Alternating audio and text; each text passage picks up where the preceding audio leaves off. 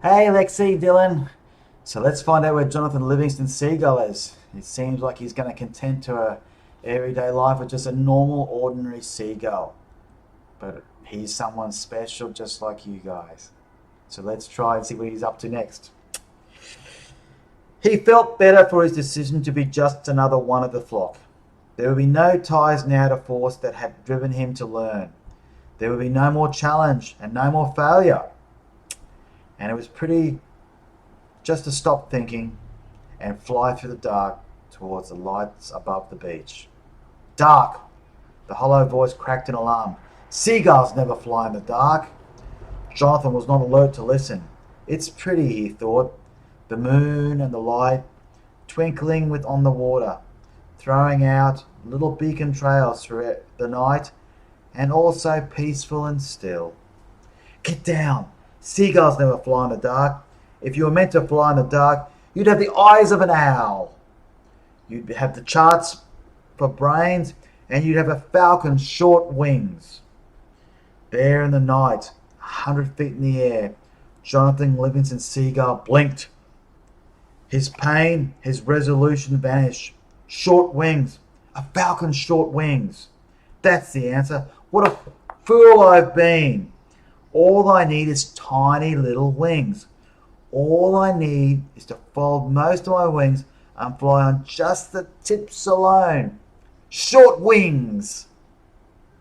He climbed to 2,000 feet above the Black Sea, and within a moment of thought of failure and death, he brought his forewings tautly into his body, left only the narrow, swept daggers of his wingtips extended into the wind, and fell into a vertical dive.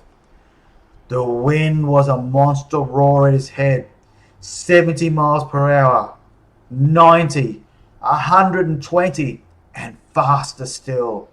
The wind strain now, at 140 miles per hour, wasn't nearly as hard as it had been at 70, and with the faintest twist of his wingtips, he eased out of the dive and shot above the waves, a grey cannonball under the moon. He closed his eyes to slits against the wind and rejoiced. 140 miles per hour and under control.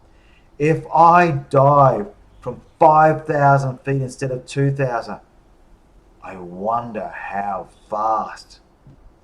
His vows of a moment before were forgotten, swept away in the great swift wind. Yet he felt guiltless, breaking the promises he had made himself. Such promises are only for the gulls that accept the ordinary. One who has touched excellence by his learning has no need for that kind of promise. By sunup, Johnathan Gull was practicing again. From 5,000 feet, the fishing boats were specks in the flat blue water. Breakfast flock was a faint cloud of dust motes circling. He was alive, trembling even so slightly with delight, proud that his fear was under control. Then, without ceremony, he hugged his forelegs, extended his short angled wingtips, and plunged directly towards the sea. By the time he passed 4,000 feet, he reached terminal velocity. The wind was a solid beating wall of sound against which he could move no faster. He was flying now straight down at 240 miles per hour.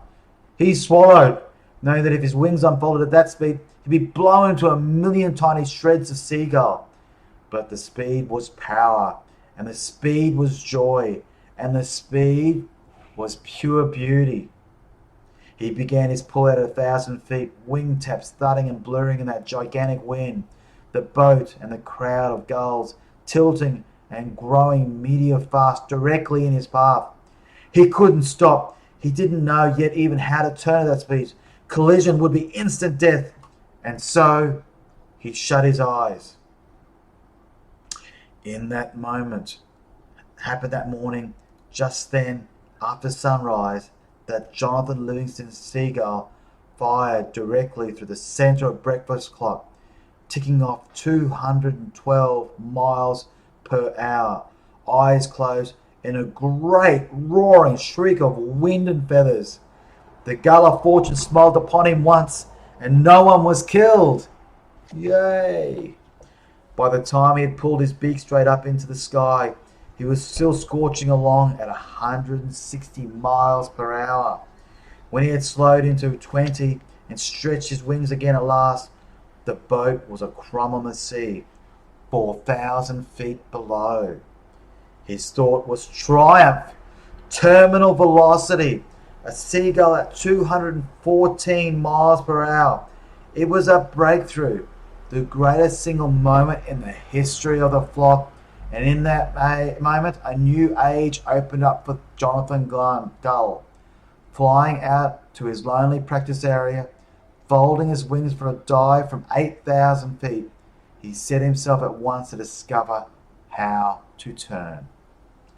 A single wingtip feather he found moved a fraction of an inch, gives a smooth, sweeping curve at tremendous speed.